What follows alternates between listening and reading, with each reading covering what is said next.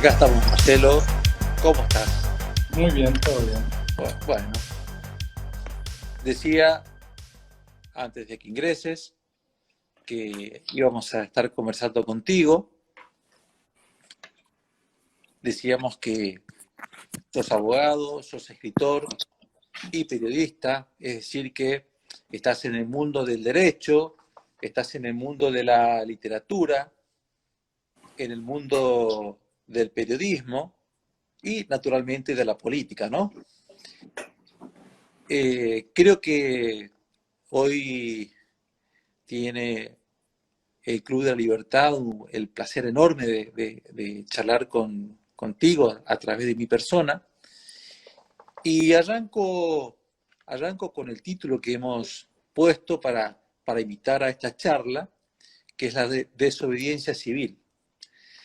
Tengo entendido que estás detrás de un proyecto interesante, detrás de un libro, junto con Juan José Sebrelli, que próximamente, que a modo de primicia estamos comentando para los amigos que se están uniendo. ¿Puede ser, Marcelo? Sí, ¿cómo estás? Bueno, sí, es un libro que se llama Desobediencia Civil y Libertad Responsable, que tuvo un primer eslabón, un primer momento que fue un programa de televisión en el cual Sebrelli propuso ya hace más de 3 meses que frente a normas absurdas de la cuarentena, la gente optara por la desobediencia civil. Y bueno, esa observación de Sebrelli en el programa fue en TN, en el programa de Sheikman, y esa observación, algunos pensaron que se había convertido en anarquista, otros pensaron que estaba llamando una especie de rebelión o de golpe de Estado. Evidentemente la gente no tiene demasiada conciencia de qué es la desobediencia civil, incluso hasta gente muy refinada, muy sofisticada, porque al día siguiente José Pablo Feynman, que es un kirchnerista, pero un filósofo, dijo una barbaridad en televisión, tal como que la desobediencia civil, que proviene bueno, su momento culminante fue el siglo XIX, con Henri David Thoreau, que había sido para una situación de dictadura. Parece desconocer José Pablo Feynman que en 1849 en Estados Unidos no había una dictadura, que había un gobierno democrático y más aún del Partido Demócrata. El presidente era el 11º presidente de los Estados Unidos. Pero si José Pablo Feynman desconoce qué es la desobediencia civil, es más, dijo que era para casos exclusivamente de situaciones de dictadura. Y es exactamente al revés. La desobediencia civil, tal como está estudiada en toda la historia, parte de Locke hasta llegar a los últimos filósofos norteamericanos, John Rawls, Ronald Dworkin o el alemán Habermas, está pensada para sociedades democráticas casi justas, en las cuales, sin embargo, hay situaciones de injusticia que requieren que el ciudadano, que la población se rebele contra normas que son no necesariamente injustas, pueden ser ilegítimas o incluso pueden ser ilegales. Porque, por ejemplo, en el caso de la norma esta de la cuarentena, claramente es una norma ilegal en términos globales, porque viola la Constitución. Entonces, y así pasa con muchas normas. Ese es el primer, digamos, la primera parte del nombre del libro, desobediencia civil. La segunda es libertad responsable. Libertad responsable alude a una consigna que dio el presidente del Uruguay, Lacalle Pou, en contraposición a la idea de cuarentena coercitiva que se aplicó básicamente en 4 países del mundo. La India, Sudáfrica, Colombia y la Argentina. Si uno mira la tabla de cómo le fue a los países, encuentra que a los que peores le fue en el mundo no ya en términos económicos, porque si sumamos lo económico, directamente Argentina está en la pole position, pero los que peores le fue en el mundo fue los negacionistas, que podríamos decir, digamos, Estados Unidos, Brasil, México, Nicaragua. Fijémonos que los negacionistas no tienen demasiado que ver ni siquiera con la ideología, porque hay países, digamos, nacionalistas de derecha, nacionalistas de izquierda. Difícilmente esta situación se da en socialdemocracia, ¿no? O en sociedades liberales. Puede ser una sociedad socialdemócrata.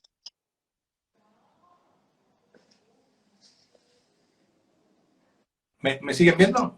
Ahí está, perfecto. Ahora sí. ¿Sí? No sé qué había pasado. Sí. Pueden ser sociedades socialdemócratas como Nueva Zelanda o sociedades más liberales como Alemania o como Australia incluso, en donde no se aplican estos sistemas y las cuarentenas han sido... Me parece que se está opacando un poco la imagen, no sé.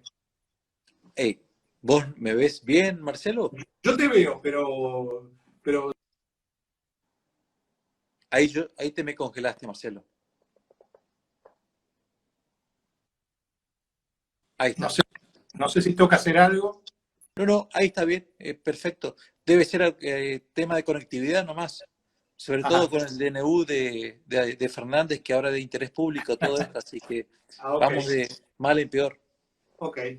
Bueno, este básicamente es el libro que, bueno, lo escribimos un poco sobre la marcha con Sebrelli, en donde por un lado hacemos la historia de todas las pandemias, de la historia, partiendo de la peste de Atenas y llegando hasta el SIDA, y esta, por supuesto. Está, digamos, lo que pasó en las cuarentenas del mundo, en las gestiones de la cuarentena del mundo, en la gestión argentina, y está, digamos, la historia de la desobediencia civil. Esa es un poco la clasificación de las situaciones de desobediencia civil, porque no, digamos, hay desobediencias civiles de muy distinto tipo. Digamos, hay una definición general, hoy en día aceptada, que es la de Rawls, de John Rawls, el filósofo político norteamericano. La definición es que tiene que ser un acto consciente, político, contrario a la ley, público y tendiente a modificar la norma que se cuestiona. Cuando se dice, digamos, público es contrario a la ley, pero no necesariamente a todo el sistema jurídico. Porque, digamos, por ejemplo, tomemos el caso de los testigos de Jehová que no querían jurar la bandera en los Estados Unidos en los años 40. Había una norma que decía que ellos, digamos, tenían que jurar la bandera como cualquiera porque formaban parte del sistema educativo. Ellos decían, no, pero nosotros tenemos una cuestión religiosa que nos impide jurarla porque para nosotros es un trapo, para nosotros no es para nosotros, digamos, solo juramos ante Dios. Solo en 1940 llegaron a la Corte Suprema y la Corte Suprema dijo que tenía razón el Estado de Estados Unidos y que tenían que seguir haciendo la veña a la bandera. 3 años después, en 1943, la Corte de Estados Unidos dijo que no, que efectivamente tenían razón los testigos de Jehová y que, que un Estado no le podía pedir a un ciudadano una actitud insincera, que no le pedirle a un ciudadano que hiciera una veña con la cual no estaba de acuerdo, que para él no era sincera, era pedirle un acto hipócrita y que por lo tanto Estados Unidos no podía estarle pidiendo eso a los ciudadanos. Entonces la pregunta que, por ejemplo, Ronald Dworkin se hace es ¿cuál era la actitud de un buen ciudadano en Estados Unidos en los años 41 y 42? Si era, digamos, si no creía que tenía que hacer la veña a la bandera. Cumplir la ley y cumplir el fallo que ya estaba de 1940. Si hubiera cumplido la ley y cumplido el fallo, nunca se hubiera llegado al fallo de 1943.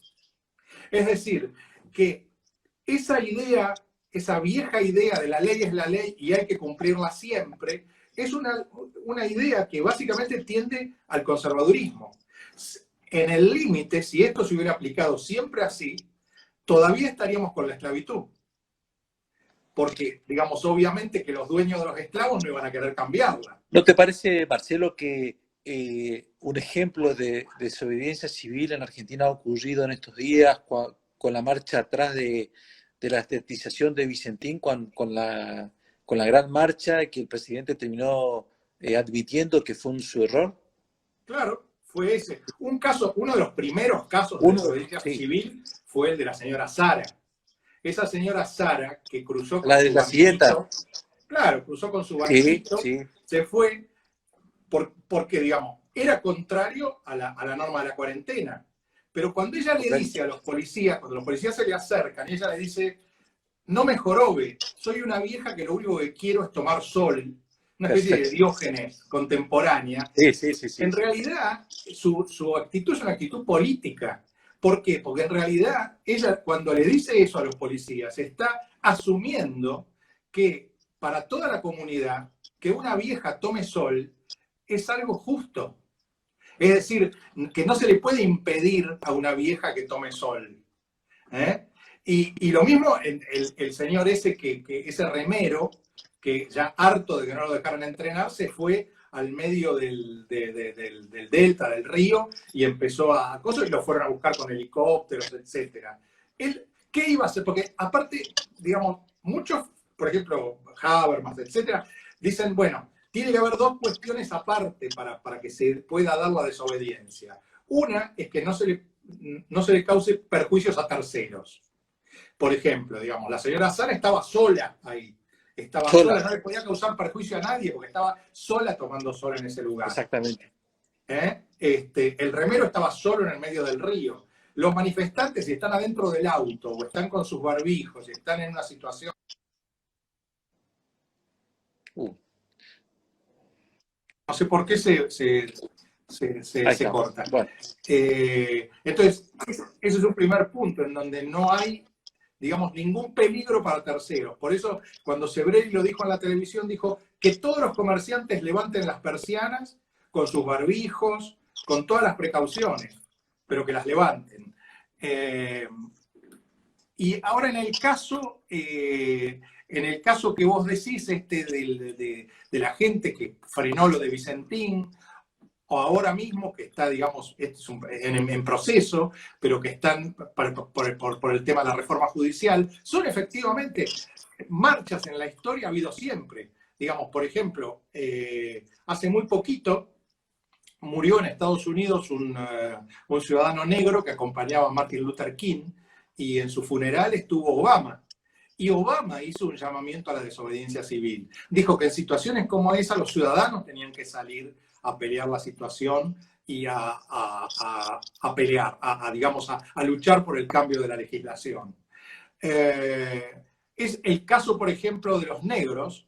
Digamos, hay una famosa, no sé si ustedes se acuerdan, de Rosa Parks, que era, digamos, había una legislación en el sur de Estados Unidos que obligaba a los negros, cuando subían al ómnibus, si había asientos de sobra, se podían sentar. Pero si en el caso de que faltaran asientos y subía un blanco, tenían que cederle el asiento. Rosa Parks lo que hizo fue no cederlo en determinado momento. Y cuando no lo cedió, se armó toda una causa judicial que llegó a la Corte Suprema, y finalmente la Corte Suprema le dio la razón. Pero en el medio fue toda una batalla porque toda la población negra dejó de tomar los ómnibus, con grandes pérdidas para las compañías de ómnibus, con pérdidas para el Estado, y se comenzaron a dar toda una serie de situaciones, como que los taxistas negros llevaban por el mismo precio de los ómnibus a los negros, loteando los taxis y los llevaban a su trabajo. Bueno, lo que quiero decir con esto es, en toda la historia se han dado infinidad de situaciones en las cuales la cuestión no es simplemente decir la ley es la ley y hay que cumplirla, porque esa afirmación es una afirmación que está demasiado cerca del todo y muy lejos del individuo. ahora, Marcelo, hablando de la ley es la ley, vos escribís algo en el libro que va a salir sobre biopositivismo, ¿no? Bueno, sí, claro, porque en el fondo de toda esta cuestión está Sí, la famosa y vieja disputa entre positivismo e naturalismo, ¿no? Es decir, el positivismo sería decir, bueno, está la ley, hay que cumplirla porque no hay otra cosa. El naturalismo, en realidad, lo que sostenía tradicionalmente era, se cumple la ley siempre y cuando se ajusta. El problema que siempre se planteaba entre los teóricos era, bueno, Kelsen decía, bueno, si fuera tan fácil descubrir qué es lo justo, entonces no tendría sentido la ley, porque sería como una iluminación artificial en un día de sol. ¿Para qué dictamos la ley si ya de antemano sabemos qué es lo justo? Ahora, eso, digamos, ese razonamiento de Kelsen, que era el positivista así por excelencia, es cierto, pero tiene tiene un talón de Aquiles, tiene un problema, que es que muchos gobiernos que asumen democráticamente, como asumió Hitler, porque Hitler tuvo la votación, lo votaron, Mussolini asumió también, muchos de esos gobiernos se transforman en despóticos. Entonces, cuando se transforma en despótico, es la sociedad civil la que tiene que hacer la movida para que eso cambie. Por ejemplo, en la Alemania hitlerista, Sophie Scholl era una chica que repartía panfletos, la agarraron y de acuerdo a una ley válida, la ejecutaron ese mismo día. Esa ley, digamos, por supuesto que era una ley ridícula, pero era la ley que imperaba en la Alemania nazi. Lo que nosotros tratamos de explicar es un tema bastante complejo, muy técnico, pero que si vos vas al mercado, vos sabés a qué precio te van, como vendedor, vas a tener compradores para tu producto, a qué precio te va a resultar difícil vender y a qué precio, en realidad, tu producto se va a convertir en ilegible. Eso más o menos lo sabemos y por eso le ponemos un precio. No es que este precio que le ponemos sea algo metafísico. Es una cuestión que los seres humanos podemos ir comprendiendo. Del mismo modo que si vos vas por la calle y alguien te asalta y te quiere sacar tu portafolio, vos sabés cuándo y cómo tenés que repelerlo. ¿Eh? Esto ya lo explicaba Locke, es decir, en el siglo XVII. correcto. Son situaciones que con esto tratamos de superar esa dicotomía entre un positivismo y un naturalismo, que por otra parte es bastante curiosa en la Argentina, en donde hubo cerca de 14 golpes de Estado. Es decir, cómo cuando un sistema jurídico es incapaz de autoabastecerse, vamos a decir que lo que hay que hacer es aplicar solamente la ley y punto. En ese sentido, la famosa acordada de 1930 de la Corte, cuando asume José Félix Uriburu, es una especie de paradigma de la ridiculez, porque, digamos, claro, si cualquiera que asume y por la fuerza tiene la posibilidad de coerción y dictar leyes, vamos a aceptar siempre esas leyes. Digamos, ya sea que entra democráticamente y se convierte en déspota o entra por las armas o lo que sea. No, hay, digamos, una sociedad en donde no hay desobediencia civil es una sociedad poco democrática. La desobediencia civil estabiliza las democracias.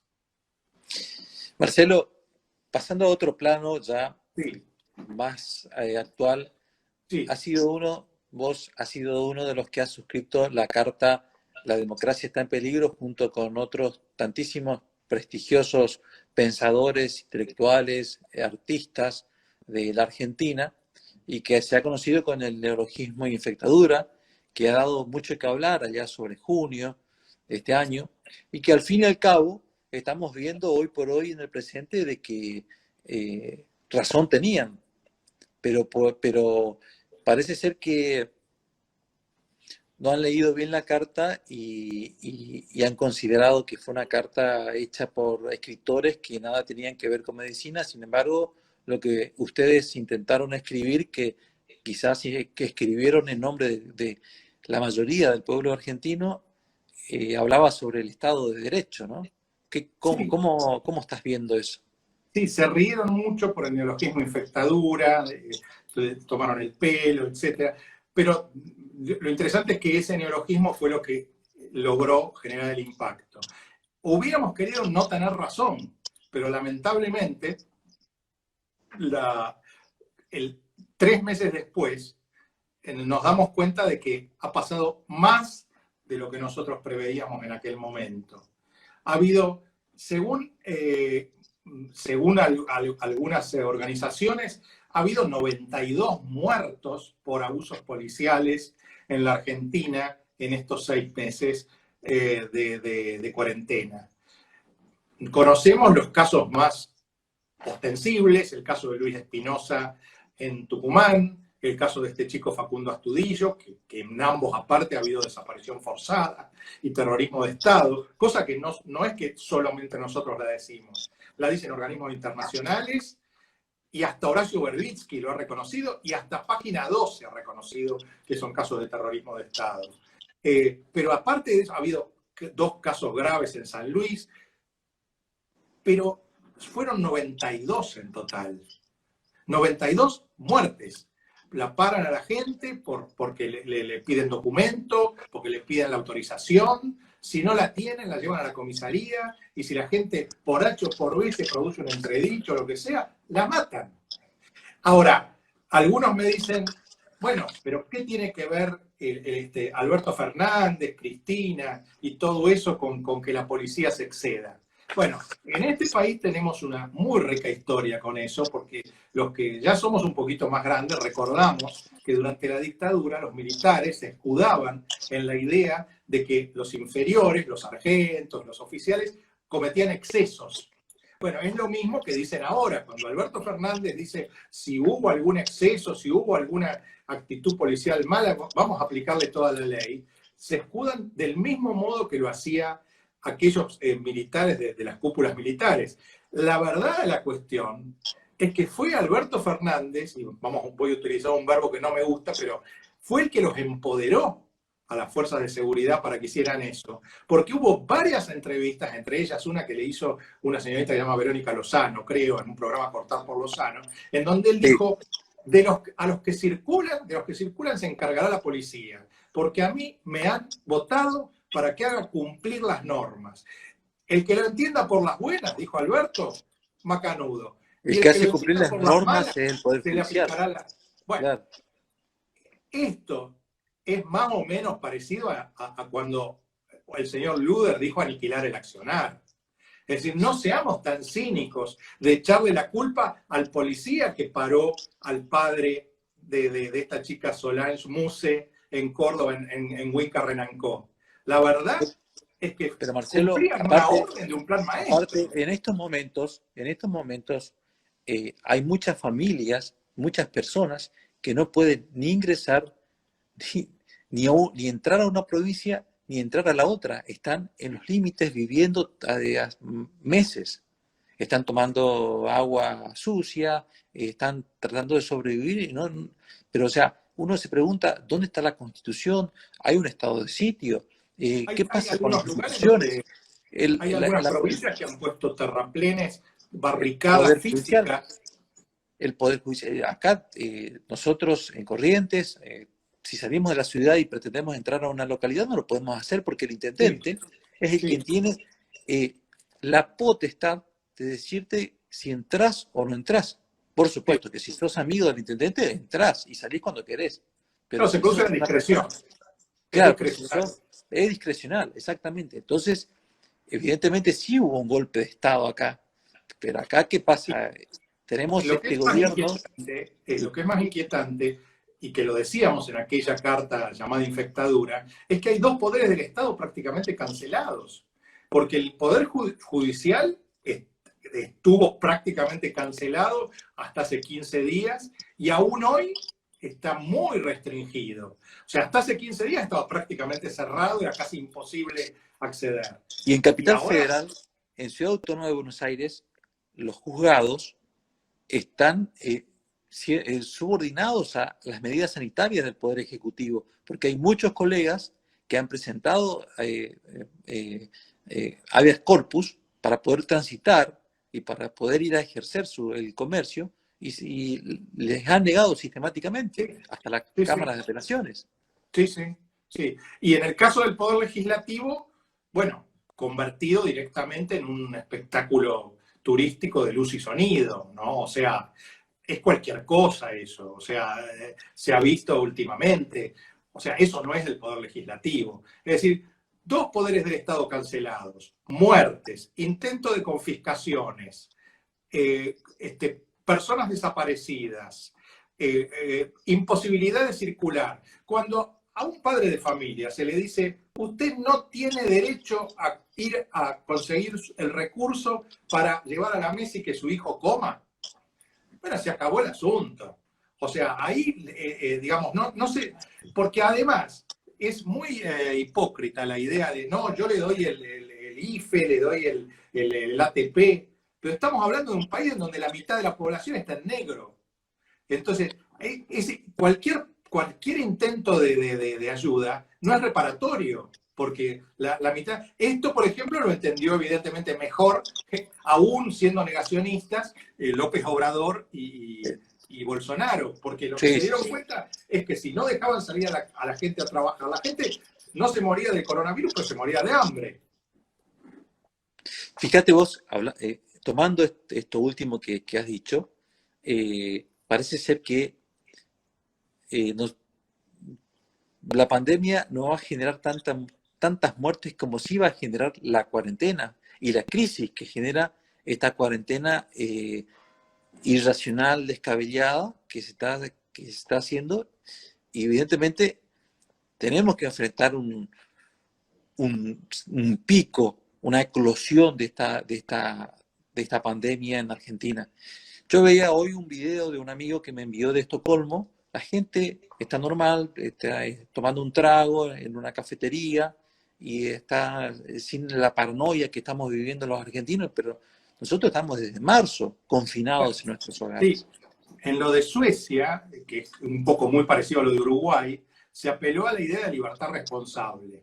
Los que defienden al gobierno dicen, sí, pero Suecia tuvo muchos muertos. Bueno, por lo pronto, en términos reales, tuvo menos muertos que la Argentina.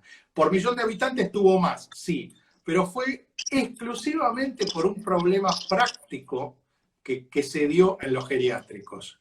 En Suecia se habían privatizado los geriátricos no hace mucho y no estaba todavía afiatado el sistema y se murió casi toda la gente de los geriátricos. Si no hubiera sido por eso, la libertad responsable en Suecia hubiera funcionado perfectamente. Y pensemos, en Suecia tenían paño para hacer cuarentena, como lo tenían también en Noruega, que la hicieron, porque tienen acumulado dinero para poder tranquilamente aguantar durante un montón de tiempo. Completamente distinto entre nosotros, en donde ya veníamos golpeados. Acá hay, digamos, es impresionante la cantidad de locales que han cerrado. El comercio directamente lo han arruinado. Se habla entre 14 y 19% del PBI de caída. Es algo monstruoso. Pero si dijéramos, bueno, como dice el gobierno, pero lo hicimos para salvar vidas. No, hoy la Argentina está sexto país del mundo en infecciones, cuarto país del mundo en infecciones y sexto en muertes por día. Y si medimos el total de la pandemia completa, estamos entre los 10 países con más infecciones del mundo y entre los 30 países con mayor cantidad de muertos por millón de habitantes. Es decir, que si decimos que hay 200 países en el mundo, hay 170 que tuvieron una performance mejor que la Argentina solo en lo sanitario. Es decir, que todo el desastre económico y todo el desastre de violación de normas constitucionales, de rupturas institucionales, etcétera, encima no sirvió para nada. 6 meses que nos sirvieron para organizar, para tener más terapistas, más camas, para prepararse mejor, no sirvieron porque ahora están pidiendo médicos. No tenemos médicos, no tenemos camas, no tenemos... Pero escúchenme, señores, pasaron 6 meses. No se Pero pudieron organizar. es absolutamente insólito, porque acá dicen, no, cuando uno le decía, bueno, pero no pueden colapsar las camas de terapia intensiva porque estamos en el 60%, decía, sí, pero puede colapsar en un municipio. Qué curioso que no pudiera organizarse entre Tandil y La Matanza, cuando en Europa se hicieron contratos entre Bélgica y Alemania, por ejemplo. O sea, allá podían hacer contratos. Pero ¿por qué no podían hacerlo acá? Y bueno, algo de razón tenían los de Tandil cuando desconfiaban de los de La Matanza y decían: ustedes durante años no hicieron nada con sus impuestos, tuvieron una Espinosa, Magario, intendentes peronistas que tiraban los impuestos, nosotros, y ahora nos prometen pagar, no nos van a pagar nada, desconfiaban los de Tandil. Ahora, cuando un país se encuentra enredado en estas situaciones en donde ni siquiera puede haber cooperación entre municipios, es un país fallido. Aparte, utilizan estas cuestiones sanitarias para minimizar algunos avances sobre otros derechos o sobre otras instituciones. Está de por medio una pretendida reforma judicial, designaciones de jueces, estatizaciones de esto de la regulación de lo que es el servicio público, de Internet. O sea, tenemos un Estado en donde nos habla, nos atemoriza a través de los medios de comunicación, vivimos una paranoia, una economía que, como bien decís, Marcelo, vamos a caer 12 o quizás más de lo que es el Producto Bruto y de lo que ya teníamos una crisis terminal en lo económico prepandémico. Y tenemos un presidente en donde hoy, esta tarde, dijo que no es el presidente de todos los argentinos. Yo no sé que evidentemente parece estar saturado de tantos problemas, que le está quedando o tiene un gran conflicto interno en su propio frente que no le deja concentrarse y no administra para nada bien. Sí, creo que la famosa frase que dijo hoy: cuando termine la pandemia va a haber un banderazo de los verdaderos, de los verdaderos argentinos, como si los otros, de los argentinos de bien, creo que se dijo, como si los otros fueran argentinos de mal. Pero en realidad esta es la práctica de todos los populistas.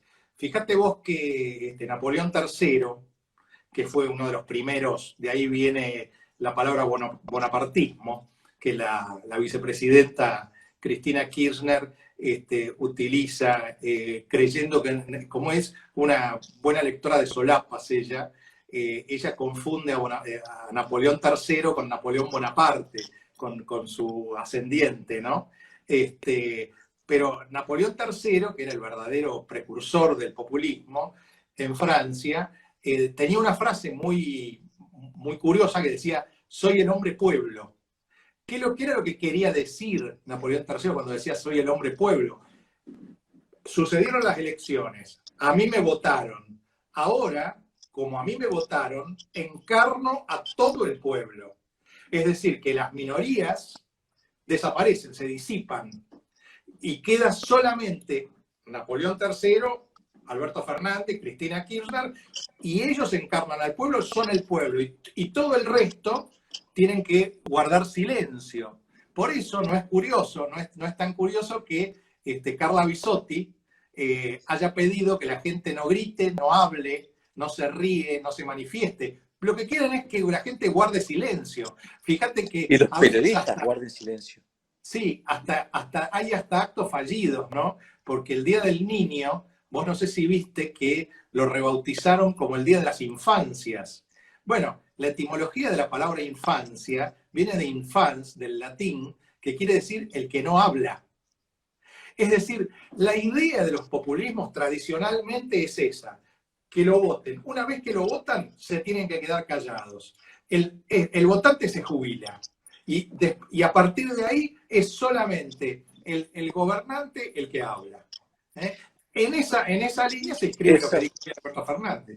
Me hace acordar a una de las tantas reflexiones de Santiago Kovaldov, cuando dice que cuando el pensamiento está devaluado, se imponen las consignas únicas que bajan desde arriba, desde el poder central, ¿no? Claro. Desde el monopolio del pensamiento y de la palabra. Sí, está muy bien Santiago en eso. El tema es que la idea de representación en los populismos es una idea que está completamente devaluada y simplificada al extremo. La verdadera democracia representativa, en una verdadera democracia representativa, el ciudadano durante el gobierno toma la palabra.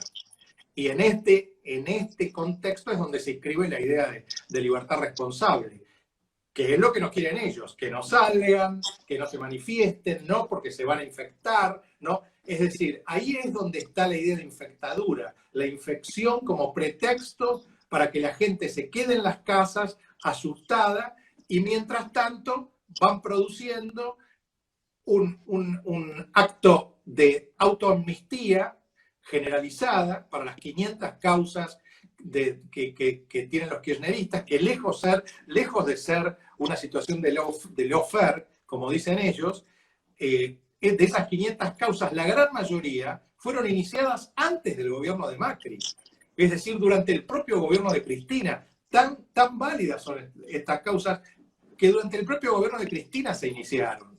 Entonces, mientras nosotros nos quedamos en las casas, ellos producen esta operación, este dispositivo fabuloso de autoamnistía, en lo cual ya por supuesto que el peronismo está completamente entrenado, porque como vos recordarás, la autoamnistía de Viñone, del último presidente de la dictadura militar, había sido consentida, homologada por Italo Luder, y habían hecho un acuerdo ya para homologarla después de que Luder asumiera.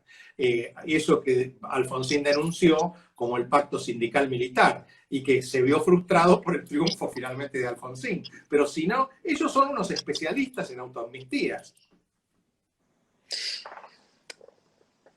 Habida cuenta de tu relación que tenés con Juan José, ¿cómo está él hoy por hoy?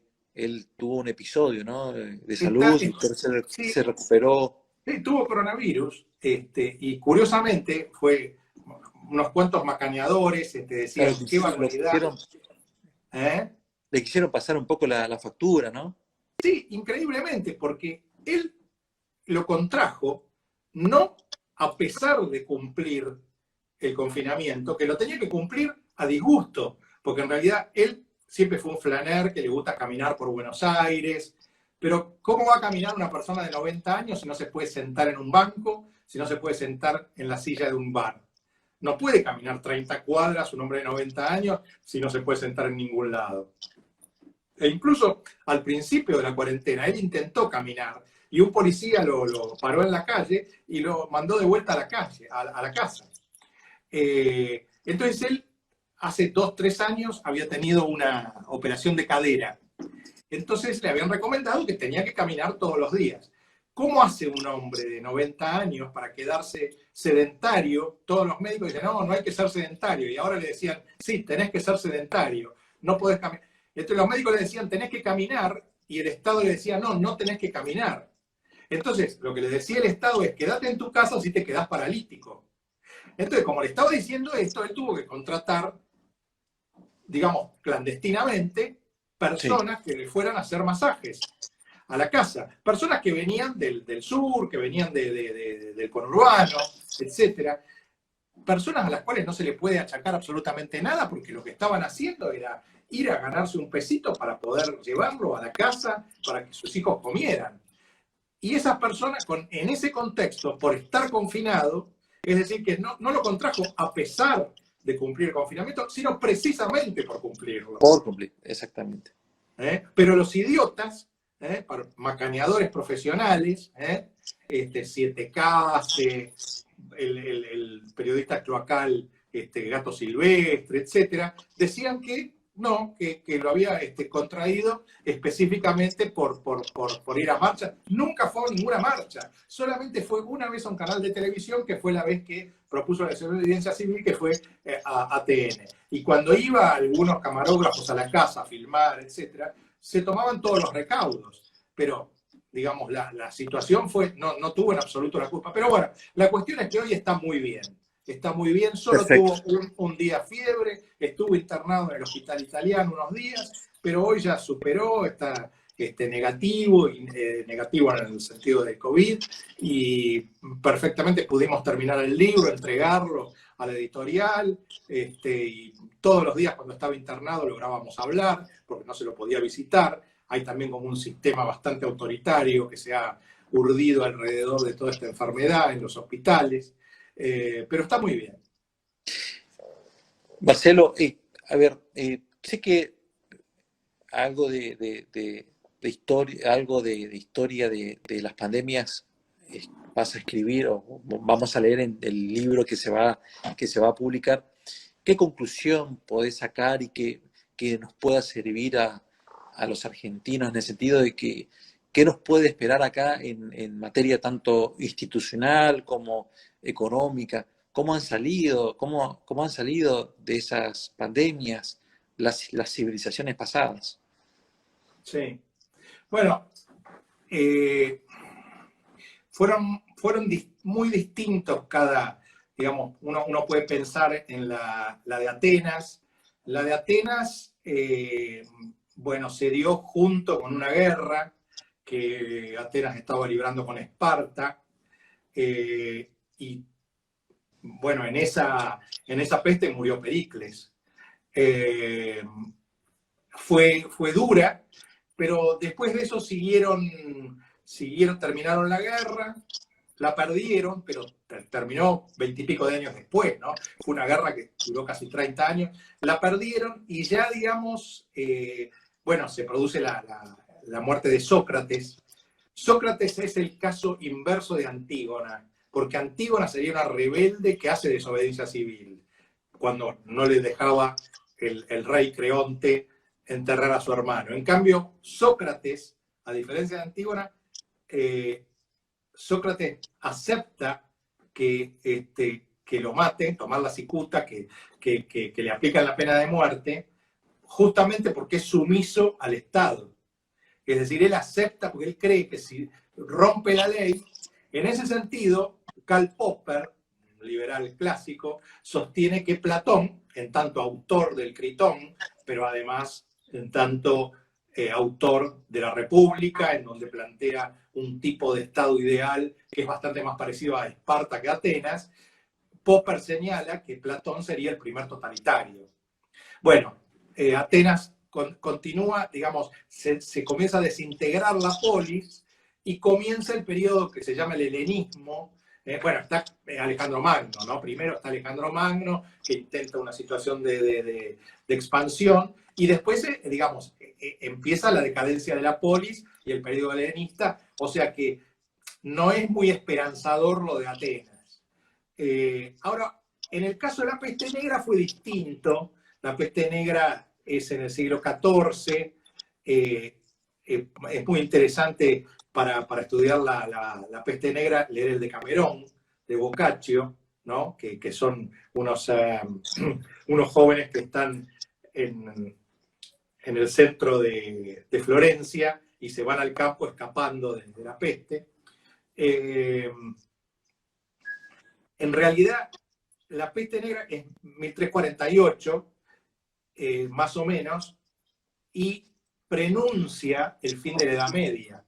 Es decir, que en ese pasaje de esos jóvenes de la ciudad al campo y de una sociedad pacata y liberal, podríamos decir, de la Edad Media, religiosa, en ese pasaje hacia esa situación festiva que vivían estos jóvenes en el campo, en ese pasaje está el pasaje de la Edad Media al Renacimiento. Pocos años después, ya y justamente en Florencia, aparece el Renacimiento y el David, esa escultura enorme que los que han ido a Florencia en la Plaza de la Signoria o en la Academia, esa figura es la figura de las posibilidades del hombre, del individuo. Es un poco el emblema del individuo contra la sociedad que lo aplasta. En ese sentido, podríamos decir que la peste negra salió bien. Después hay otras, digamos, como el caso hubo una famosa en Londres, que está descrita por Defoe, por Daniel Defoe, en 1665, poco tiempo después de Shakespeare. Pero después la otra grande después de la peste negra fue principios del siglo XX, que fue la gripe española. Y la gripe española, igual que la de Atenas, se da en el contexto de la Primera Guerra Mundial. La salida de la gripe española se llamaba española, pero no fue en España, en realidad. La gripe española nace en los Estados Unidos, nace en los regimientos en donde se estaban preparando los soldados para ir a pelear a Europa en la Primera Guerra Mundial. Se contagian en los regimientos, se contagian en los barcos que van a Europa cuando bajan en el puerto de Brest y diseminan prácticamente por toda Europa. El tendal de muertos llega a la India y el mal manejo en la India por parte de los colonialistas ingleses es quizá lo que comienza, digamos, el primer punto de la independencia de Gandhi, etc. Es ese, ¿no? 15 millones de personas solamente en la India murieron de la gripe española. Pero ¿cómo se sale de la gripe española y de la Primera Guerra Mundial? El Charleston, el jazz, la alegría, digamos, la Lady Chatterley's Lover, había como una energía acumulada que necesitaba explotar y salir de golpe. Claro que también fueron solo 9 años, porque en 1929, en 9, 10, 12 años, en 1929 se produce el crack económico y en 1933 en Berlín eligen a Hitler. Es decir, que esta situación festiva termina, digamos, son 10 años y termina en un desastre, ¿no? Igualmente, digamos, después de la Segunda Guerra Mundial, aunque en la Segunda Guerra Mundial no hay digamos, no está asociada a una plaga, pero la Segunda Guerra Mundial, tal vez la salida de la Segunda Guerra fue mucho más benéfica, porque en la salida de la Segunda Guerra se produce lo que se llamaron los 30 gloriosos años, en donde algunos países con más acento en lo socialdemócrata y otros con más acento en lo liberal, más acento en lo liberal Alemania, más acento en lo socialdemócrata Inglaterra, pero aún los países derrotados en la Segunda Guerra, Japón, Italia, Alemania, aceptaron incorporarse a la idea de libertad, de derechos humanos de Estados Unidos. Y justamente el que se pone del otro lado era un aliado de Estados Unidos en la Segunda Guerra, que es Rusia. Es decir, que esos 30 gloriosos años que se dan, ahí, digamos, nace un poco el estado de bienestar, todo eso que después termina, digamos, de un modo bastante súbito en 1973 con la crisis del petróleo, y se va hacia otros caminos. Pero fueron 30 años signados también por la guerra de Corea, por la guerra de Vietnam y sobre todo por la Guerra Fría, pero fueron 30 años relativamente también festivos. Es la época del pop en Estados Unidos, es la época en que comienza la posibilidad de los gays de expresarse, es la época en que los anticonceptivos comienzan a circular, las minifaldas, es decir, es una época, los Beatles, Andy Warhol, es decir, es una época también relativamente festiva. De vuelta había como una energía acumulada. Puede pasar esto. Yo lo que sospecho es que el mundo en general se va a recuperar relativamente más rápido, porque ya lo hemos visto en Estados Unidos. En junio nomás ya recuperaron una cantidad de empleos. Echan gente y la retoman. No hay indemnización por antigüedad, los negocios cierran, vuelven a abrir.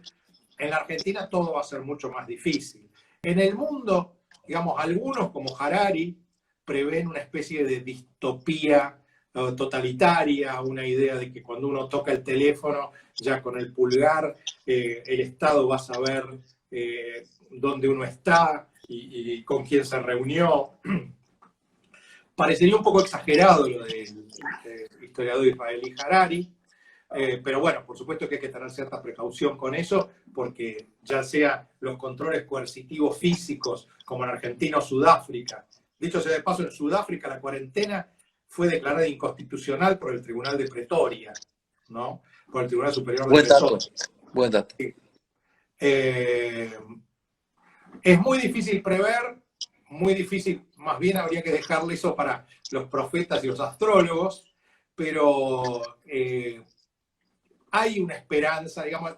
El mundo está dividido hoy, el mundo está dividido de un lado entre los nacionalistas de derecha, como podría ser un Bolsonaro, un Trump, que en Claro. algunos casos incluyen elementos de neoliberalismo económico, como Bolsonaro, que tiene a Guedes, de ministro de Economía, el caso de Hungría, con Orbán, que desde el punto de vista económico es un poco neoliberal.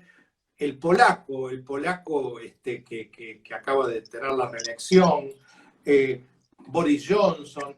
Es decir, hay muchos, parecería que está más de moda el nacionalismo de derecha que el de izquierda. Es decir, que hasta en eso el gobierno argentino está un poco a destiempo. Exactamente. Cuando uno lo ve, fíjate que cuando se reúne Alberto Fernández, se reúne con el grupo de Puebla. Es decir, es un museo. Sí, O sea, no son los mandatarios actuales, son los viejos sí. mandatarios. No puede reunirse con los actuales porque están en otra cosa los Viejos actuales. mandatarios con todos con causas criminales, incluso Lula está para el Encima, colmo. claro, encima. Y transformando a Argentina en un aguantadero, como en el caso de Evo Morales, ¿no? Marcelo, apelando a tu vasto conocimiento jurídico, literario, periodístico, te pido una última reflexión de cómo ves a la Argentina, cómo ves electoralmente, sobre todo si el liberalismo está preparado para ofrecer una propuesta electoral al electorado argentino. ¿Cómo ves Mira, esa situación? lo, ¿Qué posibilidad hay? digamos, ¿O de un lado vamos a tener más de lo mismo, digamos? vos recordás que en la 2005, 2008, 2007, 2009, 2011, el problema que había es que de un lado estaba el kirchnerismo y de otro lado estaba todo totalmente disperso. Bueno, hoy no sucede lo mismo. Hoy de un lado está el kirchnerismo, peronismo, nacionalismo de derecha, con Bernie, nacionalismo de izquierda, con Berbitsky, con Cristina, con otros personajes. Es decir, esa mezcla, como pasó en Italia con la Liga Lombarda y Cinco Estrellas, ¿no? Esa mezcla medio infusa. De un lado está eso, el nacionalismo mezclado, izquierda y derecha, y del otro lado está Cambiemos que tiene un 40% del electorado, en principio, capaz de votarlo. Hay muchos liberales que están enojados con Cambiemos y que creen que Cambiemos no sirve para nada. Mi idea es que Cambiemos en el fondo no es un partido liberal estrictamente. Cambiemos es un partido socialdemócrata. Cambiemos es, digamos, lo que sería un Justin Trudeau en Canadá, un Macron en Francia o una Jacinta Ardern en Nueva Zelanda.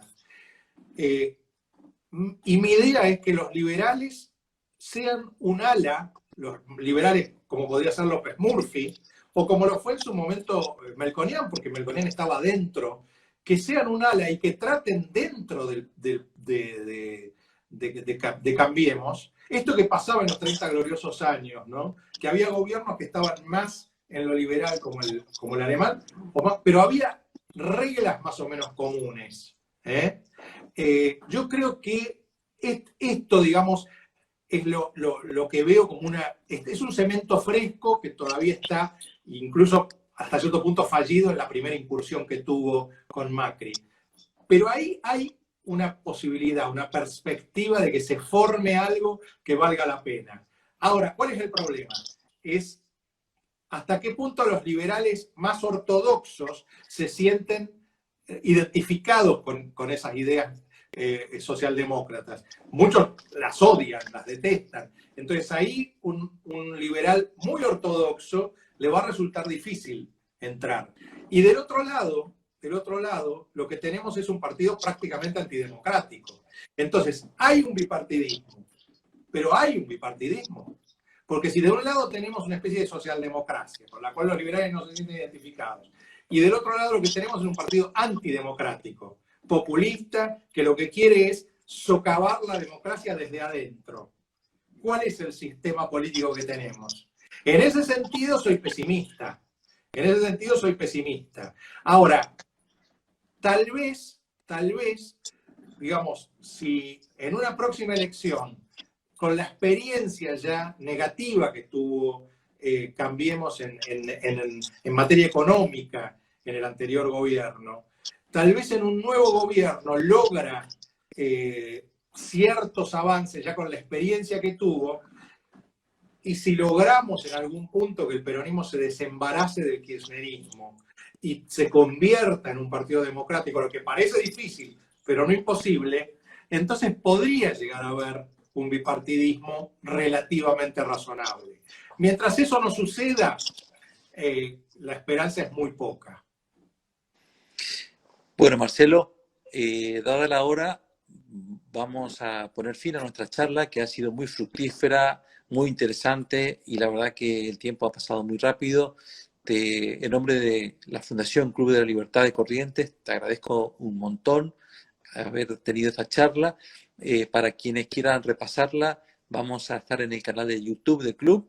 Y bueno, la verdad que nos quedamos con curiosidad por el libro que van a lanzar en noviembre con Juan José Sebrelli, y sin dudas que va a ser un éxito.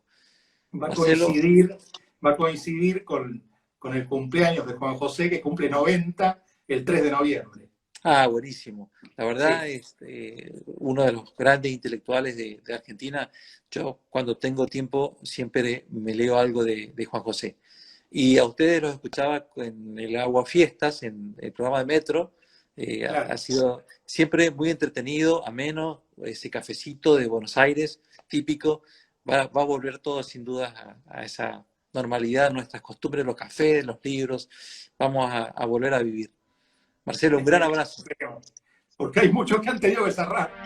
Sí, claro. Un gran abrazo, Marcelo. Un abrazo.